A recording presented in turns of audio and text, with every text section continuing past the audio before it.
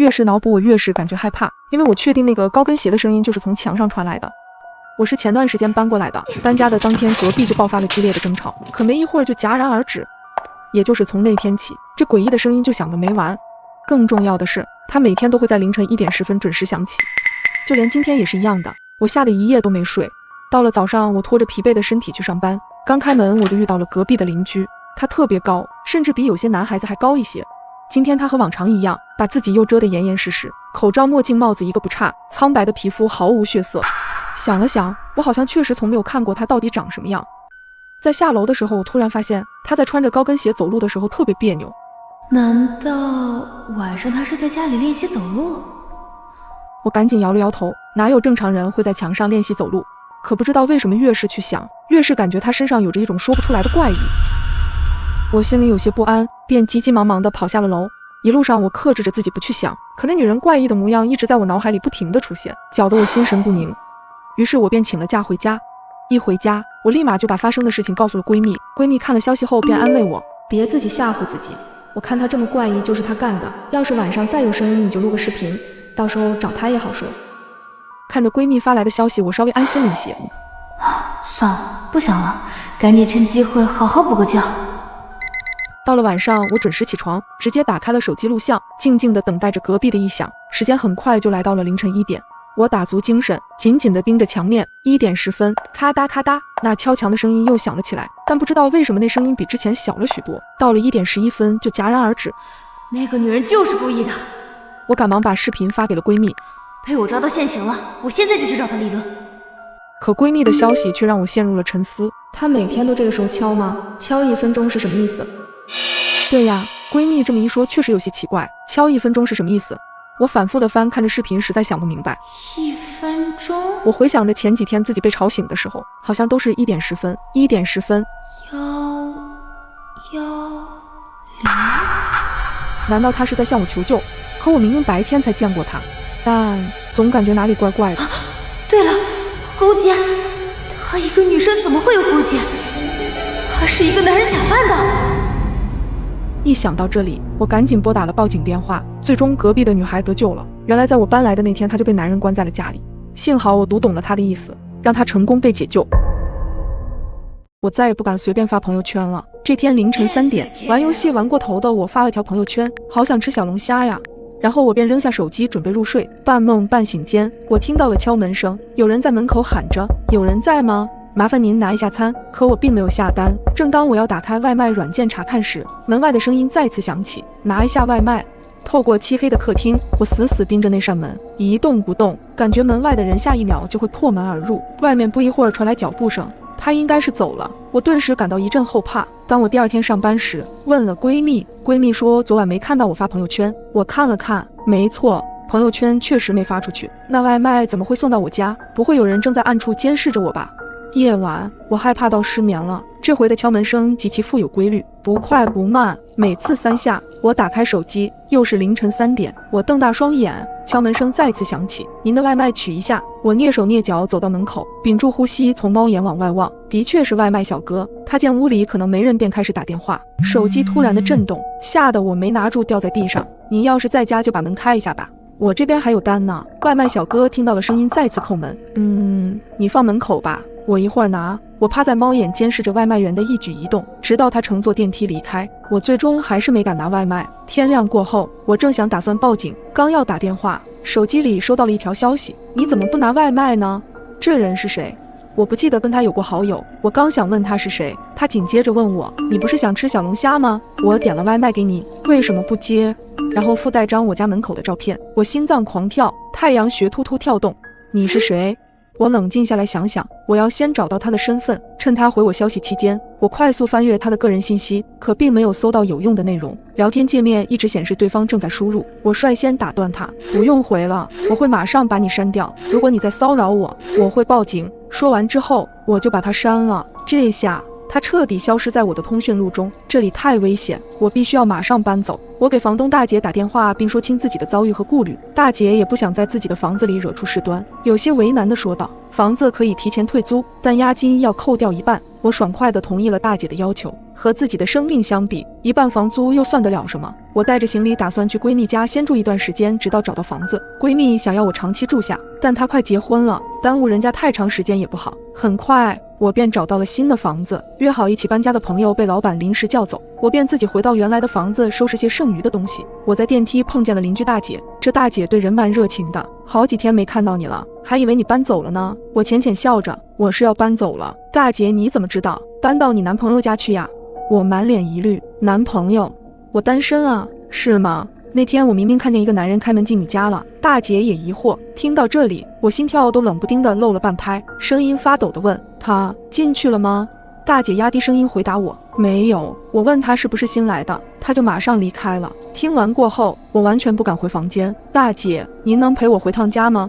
大姐点头答应。我打开房门后仔细查看四周，发现家里并没有被翻动过的痕迹，便送走大姐。我迅速把东西打包好，然后打给搬家公司。我现在必须马上离开这里。这种紧张感直到我坐上副驾驶时才消失，这下应该就能彻底摆脱危险了。晚上到了新住所后，刚跟搬家师傅把东西放在门口，我心里一凉。新房的钥匙刚刚在我收拾东西时被我落在了茶几上。师傅擦了下额头上的汗，小姑娘，你先回去取钥匙，我把其他东西搬上去等你。回去的时候，我在脑海里演绎了无数遍进门到拿钥匙的过程。我硬着头皮走到了门口，身体也开始不受控制的起鸡皮疙瘩。我深呼一口气，准备打开门锁。屋内没开灯，已经搬空的客厅显得更加漆黑可怕。我右手触摸到了墙上的开关，灯亮了。我看到了躺在茶几上的钥匙，手刚抓到钥匙，听到身后传来门被关上的声音，我被吓得浑身一哆嗦，想着是不是风吹的，扭过头看向门口，只见一个男人向我走来。我等你很久了。此刻我的脑子和腿好像分了家，脚也像被钉在了地上，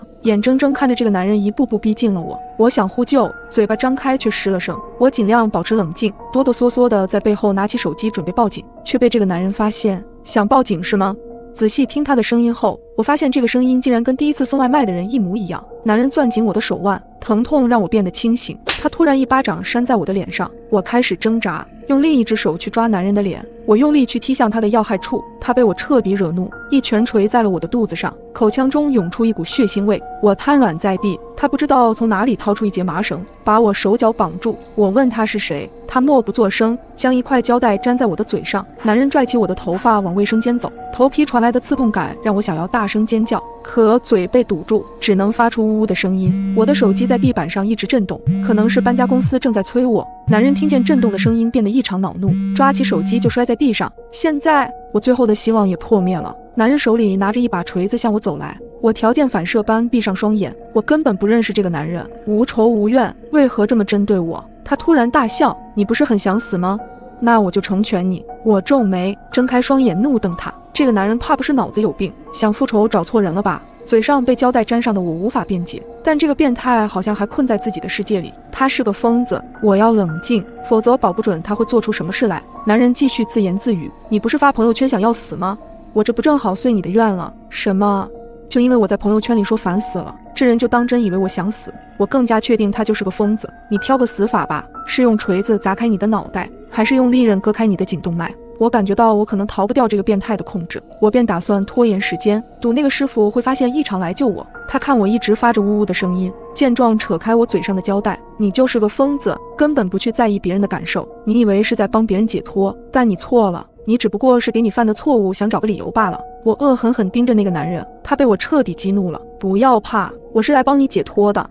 他抄起锤子要向我砸过来，房门被警察踢开，一把抓住他拿锤子的那只手，瞬间就地制服。原来搬家师傅刚才打电话过来，被那个男人砸手机时误触接通了，听见手机里传出打斗声，便直接报警了。后来警察找我做笔录，我才知道这个变态一直长期潜伏在我的家里，对我的生活习惯了如指掌，甚至也会偷看我手机里的内容，好像猫抓老鼠一样戏耍着我。因为这次我长久离家，满足不了他的欲望了，才对我动了杀心。经历过这一遭事情，让我有种劫后余生的感觉，我变得更热爱生活了。我再也不敢图便宜随便找民宿住了，现在想起来还是脊背发凉。几天前我和老公的结婚纪念日到了，忙碌了一年，我俩准备出去旅游放松几天。但是我老公是那种典型的铁公鸡。小冉，你看这个房子怎么样？我看了眼他的手机，嘴角抽了抽。林泽，你又从哪个平台找的房子？民宿特价优惠，这个价格堪称骨折。林泽笑意盈盈地看着我，想到之前出去旅游林泽订的那些房子，虽然有些小瑕疵，但是也还不错，我也就同意了。但我没想到后面竟然发生了这么可怕的事情。进屋后，我看了看房子，意外地发现竟然还不错。想着已经很晚了，我俩就在沙发上吃着晚饭，看着电视。就在我困得不行，准备回房间睡觉时，突然听见有脚步声。这脚步声似乎是从2楼传来的。林泽，你听到什么声音了吗？我惊恐地看着林泽，他皱了皱眉，别怕，有我在，我们去楼上看看。可房东说了，房东在租房要求中写过，唯一的要求就是别去2楼。当时签合同时，我只觉得可能楼上是储藏室之类的，也没多想。但现在听到那个声音之后，我顿时感到脊背发凉。没事儿，安全起见，我们还是去上面检查一下。我跟着林泽慢慢走到了2楼。2楼是阁楼，只有一个房间。林泽拉动门把手想把门打开，这个门被锁死了。他趴在门口听着屋内的动静，里面静悄悄的，什么声音都没有。为了安全起见，我俩返回到卧室，锁好房门，并给房东发了消息，想问清楚2楼里有什么。2楼放了一些杂物，抱歉啊，可能是之前有老鼠还没清理干净，你们要是害怕的话，我明天来看一下。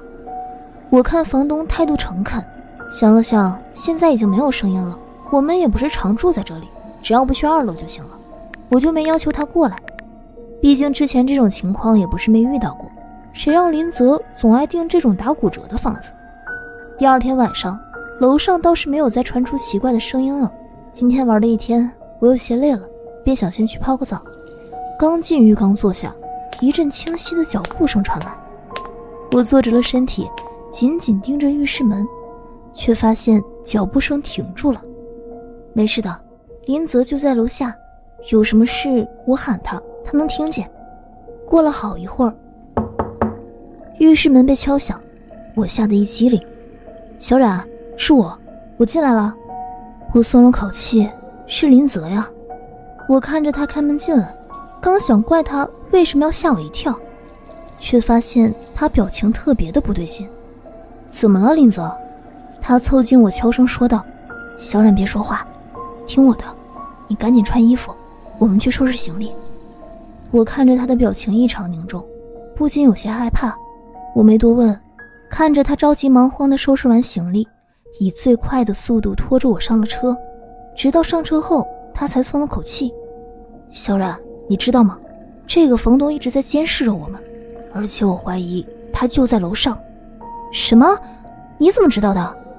我震惊地看着林泽，满脸的不可置信。原来就在我洗澡的时候，林泽无聊地调着电视节目，无意间点了个按钮，电视画面中是个房间。虽然有些熟悉，但他并没有多疑，直到再次换了台，却发现我正在浴室洗澡的画面，他才意识到这是监控的摄像头拍摄的，这肯定是房东特地安装并用来看租客隐私的，也不知道他到底有没有别的企图。我看着林泽皱着眉，全身汗毛竖起，转头看向了别墅。黑暗中似乎有个影子就在阁楼上，拉开窗帘偷看我们。转过头，我和林泽商量着报了警，在房东还没来得及收掉所有的监控设备前就被警察抓住了。我们轻松的旅行变成了可怕的噩梦，从那之后我们再也不敢随便订房间住了。我差点被梦游的姐妹杀了，现在想起来还心有余悸。几天前的下午，我接到了依依的电话，琪琪，我晚上可以去你那边住吗？能听出她的语气中略带委屈，虽然我们有段时间没联系了，但是我并没有拒绝。于是当天晚上，依依就拖着行李来到我家，看得出她心情比较低落，我就点了她最爱吃的烤串和奶茶，想着安慰一下她。中间了解到她因为和室友有了矛盾，吵了一架，想要在新找到房子之前单独出来住几天，可她似乎不愿意多提及矛盾的内容，我便没多说什么。稍晚些的时候，我就准备洗漱睡觉了。在我洗完澡出来的时候，依依已经在沙发上睡着了，我轻手轻脚地给她盖上毛毯之后，也回房间睡觉去了。后半夜因为口渴，我突然醒了，但怕打扰到依依休息，我并没有开灯，摸索着走出了房间。经过沙发的时候，我愣了一下，发现沙发上只剩下一条毛毯。依依去哪里了？难道上厕所去了？我因为困意缠身，并没有到处去找，拿了瓶水就直接回到了房间。我躺在床上想睡，却没睡着。不知道过了多久，客厅里头一直没有什么动静。奇怪，他怎么还没回来？会不会出啥事儿了？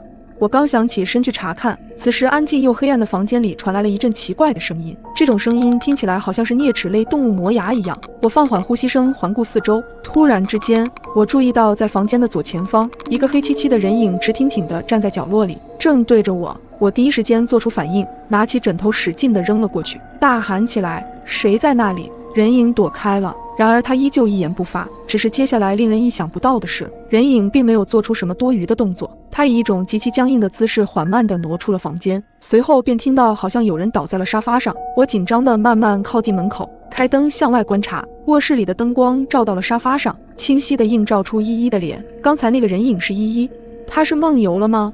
隔天一早，我询问依依：“依依呀，昨天晚上你起夜了吗？”依依摇了摇头。我继续问：“那你以前梦游吗？”从来没有，至少我自己是不知道的。我若有所思，但随后也没有说什么，就出门上班去了。深夜里，我再次醒了，起身轻手轻脚地来到了客厅，依依又不在沙发上。我预先给自己鼓气，随后大声叫喊依依的名字：“依依，你在哪？”没有人回应。我看了一眼厨房和卫生间，还有卧室，都没有人。难道出门了？这么晚别出什么事吧？我立马拿出手机给依依拨了通电话过去。在静谧的深夜，我清楚地听到了一阵手机震动声，不过这一阵震动声在响了几声之后戛然而止。我的目光死死地盯在衣柜上，因为我清楚地听到刚才那一阵震动的声音就来自那里。我走到衣柜边，朝着并没有关严实的柜门里望了过去。依依瞪大了双眼，正在衣柜里面静静地坐着。一瞬间，我汗毛竖起。依依，你怎么在这里呀？但是她依旧没有什么动静。激动的我立马上把衣柜拉开。你在里面干什么呀？我使出全身的劲把她拉了出来。依依被摔在了地上，跟随她一起掉落的还有一把水果刀。还没等到我回过神，她便迅速冲出了卧室。我缓了好一会儿，反锁好房门。凌晨3点，我翻来覆去就是睡不着。枕头下面放着刚才依依掉落在地面上的那把水果刀。尽管我认为依依是梦游，但是我依旧后怕，所以我拿起了手机，给依依之前的室友发条信息：睡了吗？正准备睡。什么事？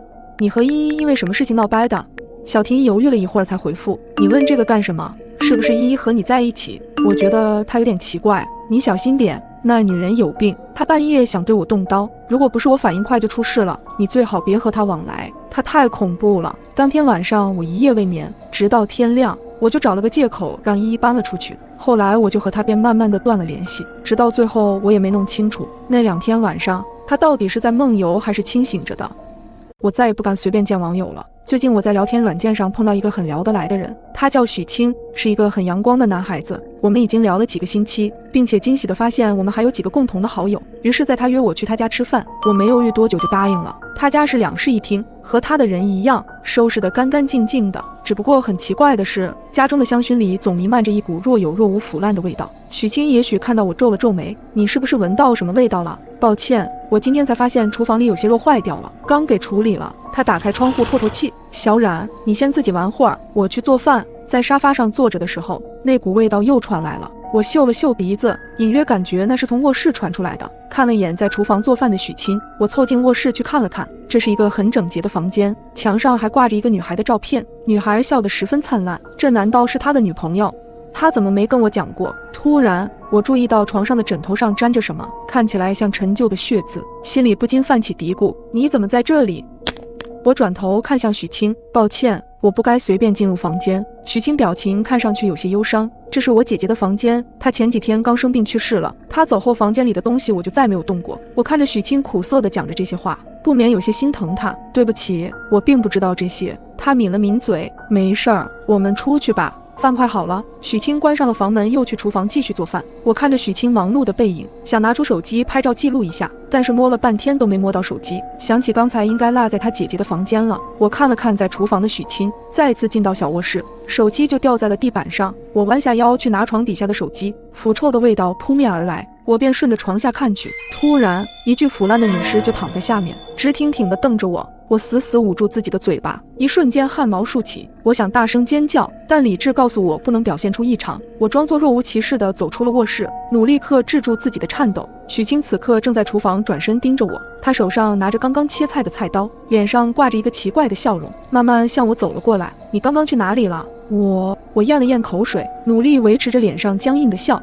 我刚刚上了个厕所，脑子里一直想着离开这里的办法。大门离我很近，但他看着我，我如果直接跑出去，肯定容易被抓住。许清，你可以给我倒杯水吗？他表情里虽然有些狐疑，但他还是转身去了厨房。看准时机，我赶忙抓起我的包，迅速开门跑了出去。电梯刚巧在我们这一层，我赶紧进入电梯，手里不停按着关门键。在电梯关门的前一刻，我隐约听到玻璃杯子摔碎的声音，并且伴随着急促的脚步声。当电梯打开，我迅速地逃了出来，冲进门口保安室并报了警，身体依旧止不住的颤抖，直到警察到来抓住了他。没过几天，警察请我去做笔录的时候，我才知道那是他姐姐的尸体。他一直不想承认姐姐死了，所以把姐姐放在家里，才能感觉到她还在。现在她已经被送去精神病院了。我松了口气回到家，虽然事情已经解决了，但那天姐姐的脸一直浮现在我眼前。我也迅速搬了家，并且把那个聊天软件永远的删除了。我从没想过，手机上和我聊天的竟然不是我的姐姐。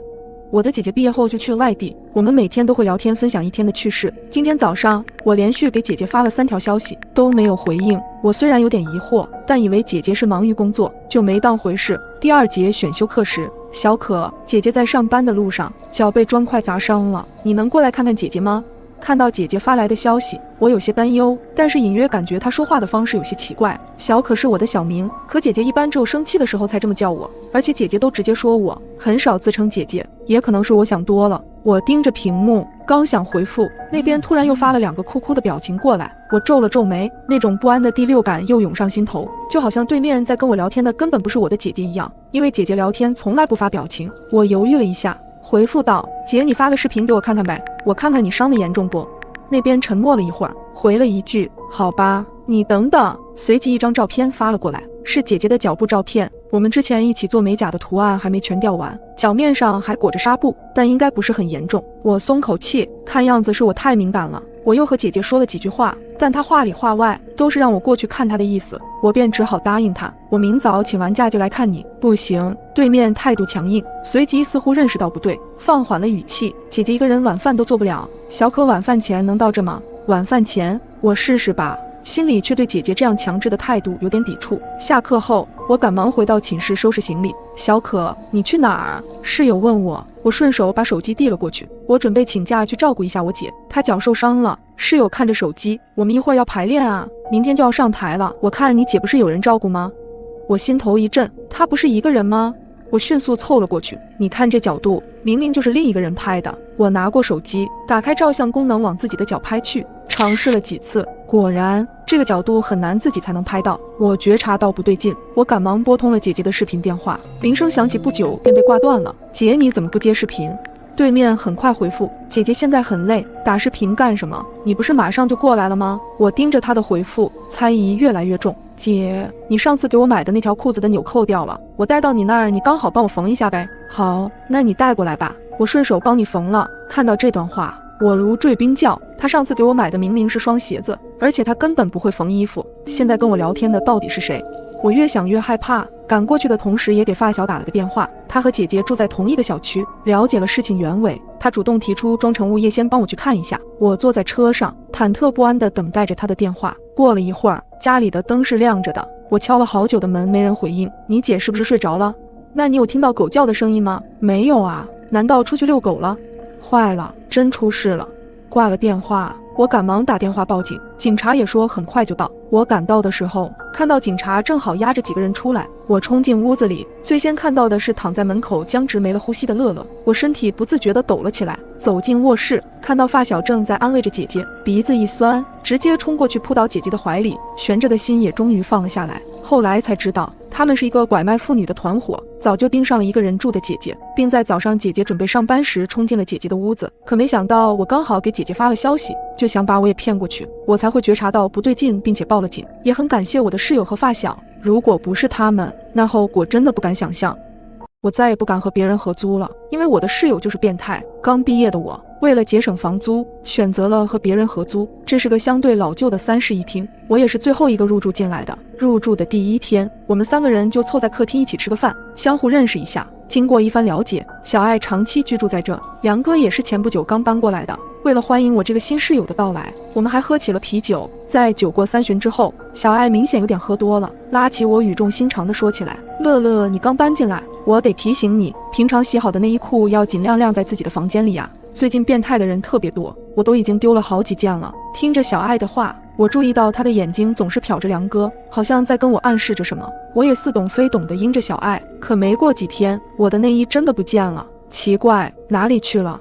我嘟囔着在卧室里到处翻找着衣服，因为今天刚好是周末，小爱也在家。她刚巧在门口看到我翻找着东西，便进来询问：你干嘛呢？